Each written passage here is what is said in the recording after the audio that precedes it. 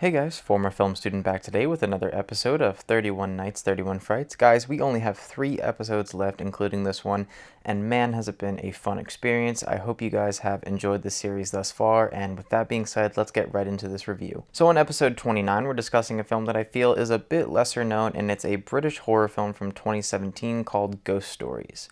The film is directed by Jeremy Dyson and Andy Nyman, as well as having Nyman as the star of the film. The film follows Philip Goodman, played by Nyman, as a professor slash TV personality who goes around debunking psychics, mediums, and anyone claiming to be able to speak with the dead.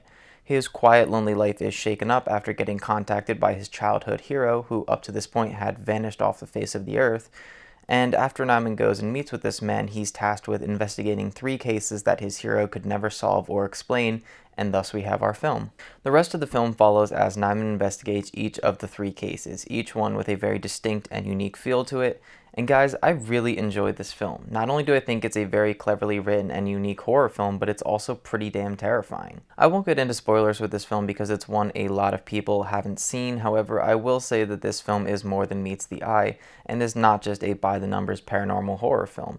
It really pays off for those that pay attention to it and does a great job of setting things up that are later paid off. On top of that, due to the nature of the screenplay and the events that transpire in the film, it adds a lot of rewatchability to this movie. There's something that feels really clean about having our main character investigate 3 cases. It works as a perfect segue between each of the 3 acts, and each individual case offers up its own themes and messages. The performances in this film are also all pretty great, even from some of the more minor characters. My favorite performance in the film is probably Paul Whitehouse, who plays Tony Matthews, the character who Goodman interviews first. He's only in the film for a short while, but is incredible in the time that he is on screen. Alex Lawther is also pretty great, and of course probably the biggest name in the film, Martin Freeman, also does a great job as well. The film is pretty well shot, boasting some really great lighting setups and a lot of smooth and fluid camera movements that make the film feel like it has a lot higher of a budget than it actually does. And to add on to that professionalism, the practical effects blended with the minimal but strong CGI work look really great and give the film a really nice sense of plausibility and realism.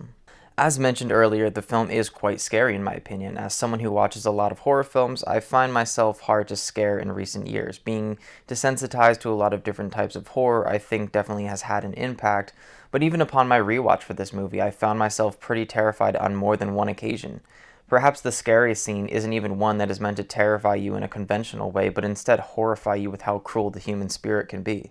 All in all, I think this is a really great lesser-known horror film, so if you're someone who is looking for a horror film that you might not have heard of, I strongly recommend checking this one out. It has a unique and interesting screenplay, the film is really well made from a lot of technical standpoints, and is also paced really well.